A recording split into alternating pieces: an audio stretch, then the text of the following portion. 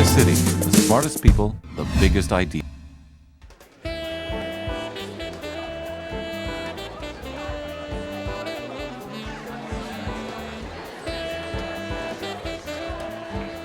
Last year at IdeaCity 03, we heard the wrenching story of the Rwandan Genocide from Romeo Dallaire. He described, and many people will never forget it, he described the eerie, almost slow motion descent into that madness while he was essentially forced to watch from the sideline. Sidelined as he was by a bureaucratic and apparently indifferent United Nations. In other words, he described a failure in peacekeeping. This year we have with us General MacKenzie, whose successful operations in Sarajevo demonstrated an all too rare success for the same peacekeeping which Canadians like to tell themselves is a character of ours, a generous character of our nature, and defines the point and purpose of our defense forces. But we do know there's a huge gap between the actual capabilities of our soldiers and the idealistic missions for which they are meant to serve. And that's the reality that practical idealists like General MacKenzie have to grapple with all the time. The scarcity of resources, the endless hypocrisy of politicians, and the human limits of the men and women who are called upon to do the job. Louis? Thank you.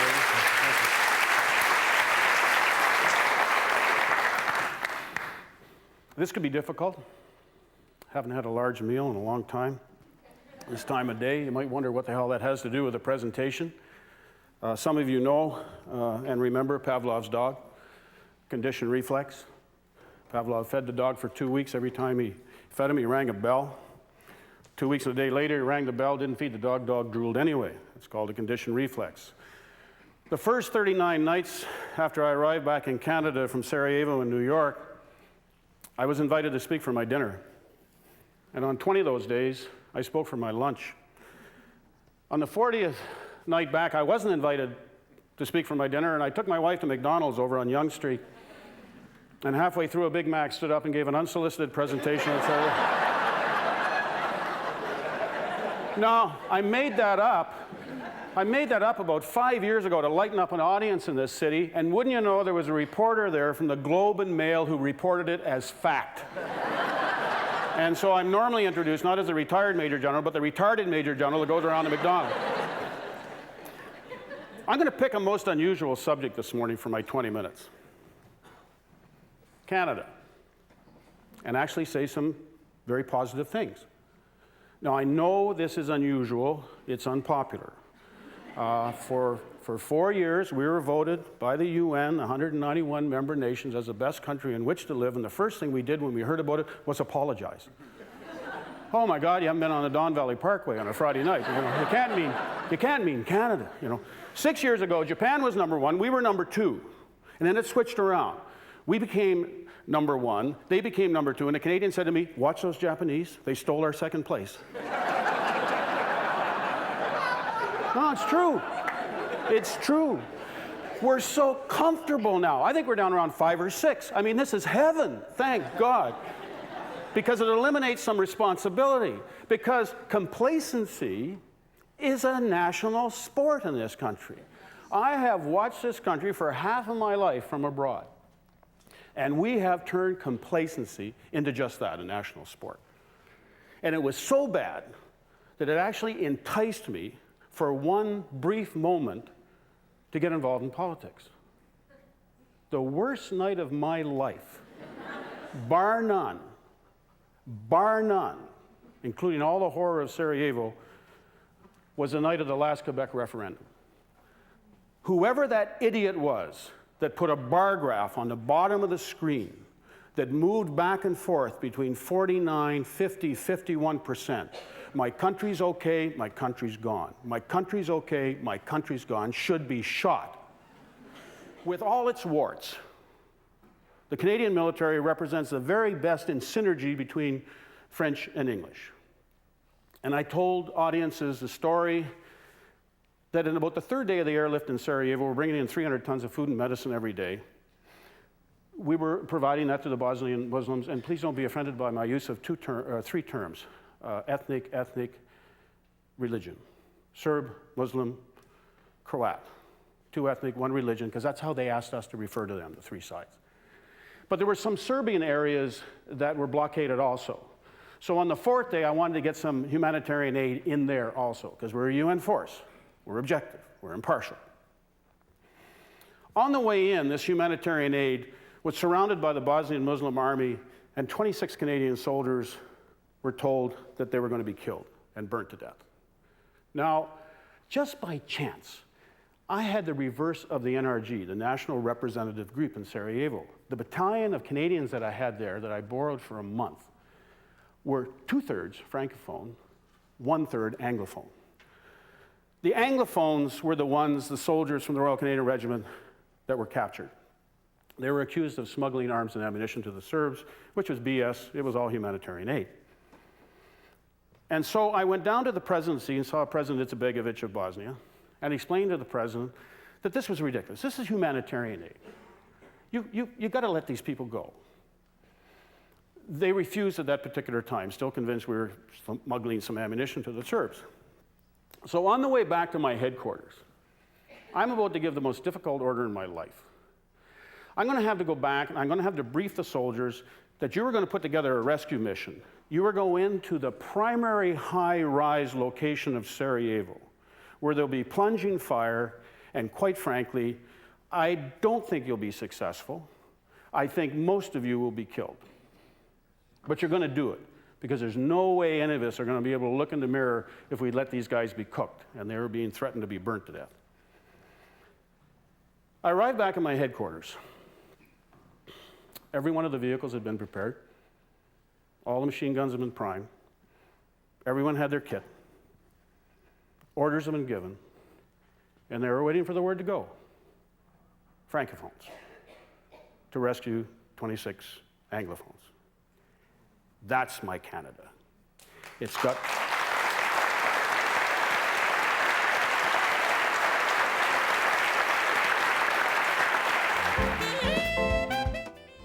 There are 2,000 more police in Toronto than there are infanteers in the Canadian Army. Defense. And I know this is a challenging audience on defense, but let me just give you a few figures. When I left the military in 1993, we were the #1 contributor in the world to peace operations. Anybody that believes that we still have peacekeeping hasn't been paying attention for the last year. In the vast majority of cases, countries don't go to war anymore. Factions go to war, and when those bastards do bad things, they have to be stopped and frequently killed to keep them from doing it. Romeo Dallaire's case being a prime example. But while 800,000 are being slaughtered in Rwanda, let's not forget about the 2 million that are currently stacked up in southern Sudan, and maybe at least that many, 900 million in the Congo, which we have totally and absolutely ignored. But we contributed with 1% of the world's population, 10% of the world's UN peace operators. We're 36 today, number 36. We have less than 300 soldiers on UN peace operations around the world. I'm proud to be an honorary chief of the Metro Toronto Police Services. There are 2,000 more police in Toronto than there are infanteers in the Canadian Army. And yet I hear people talking about massive military spending. My God, it'll destroy every social program in the country. March the Canadian Army into Maple Leaf Gardens, order it to sit down. There are 3,000 empty seats. That's your Canadian Army. For God's sake, it's the same people on the treadmill going back and forth, back and forth. And that's why pretty soon their spouses say, "Thank you very much. Be nice to see you once in a while." So when each of us pays $243 for defense every year, and 460 is the European average. Forget about America, which is a special case where it's around 600 to 700. And somebody talks about throwing another billion or so in the direction of defense. It's to do what we do well. Your obligations abroad are somewhat equivalent to your blessings at home. We got a big frigging bill to pay. And what we've been spending more time doing is gazing at our naval, feeling sorry for herself. During the 1997 campaign, I was disappointed to the extreme when just about everybody that came up to me during the campaign started off with, I want you to do this for me. Not one person said, you know, there's a world out there, and we're blessed to live where we do, and just maybe we should be getting off our butt and helping some other people who, through no fault of their own, are less fortunate than we are. I mean, what the heck is wrong with that?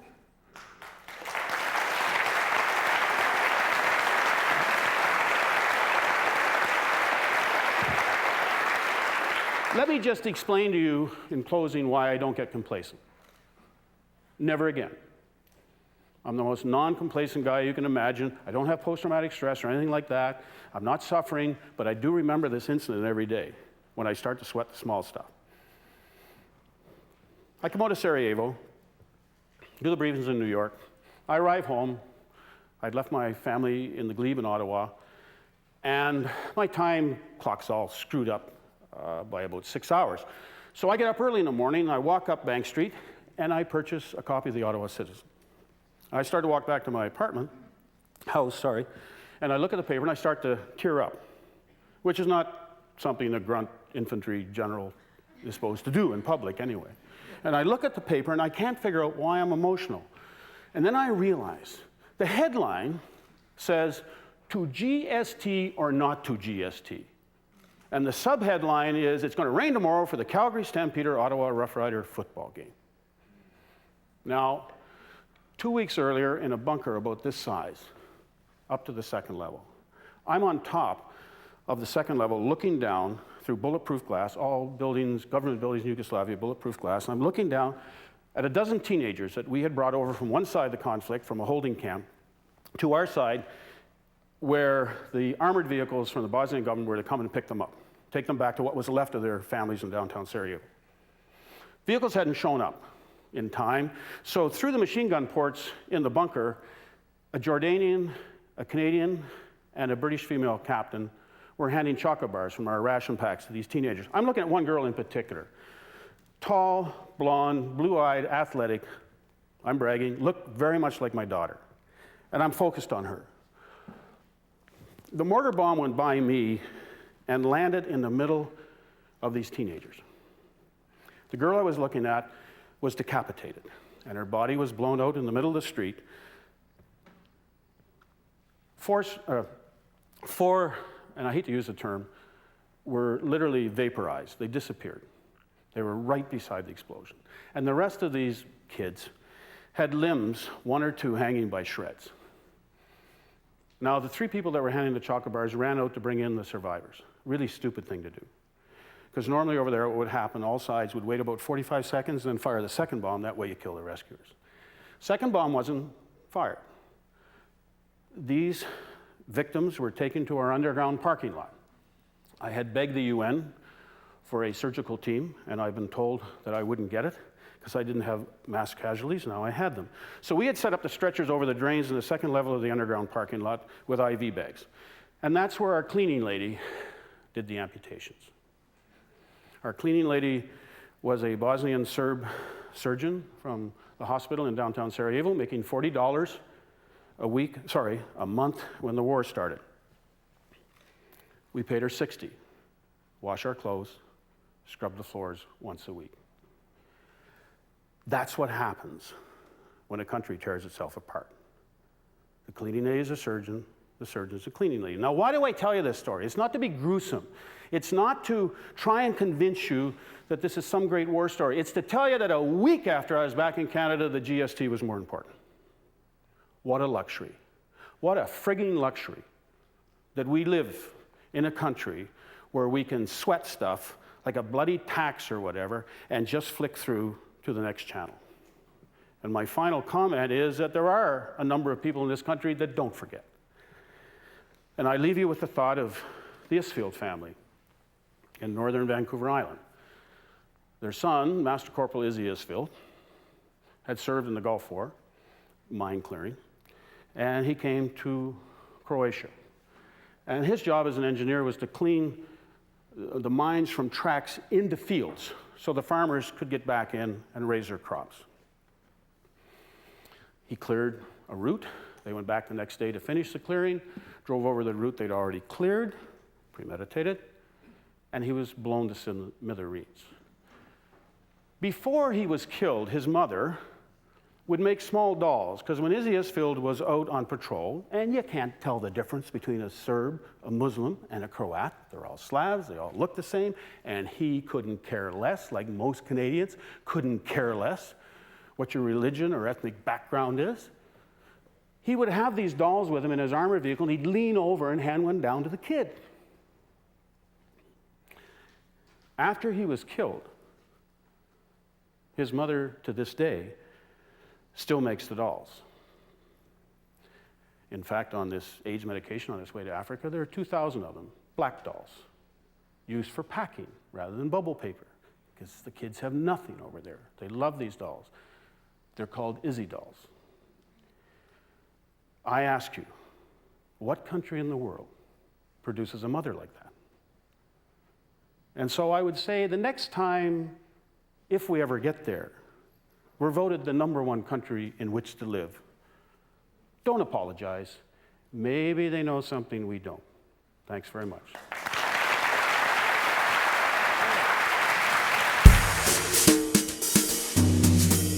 Get the latest Idealist news, presenter information, and watch streaming video at www.ideacityonline.com.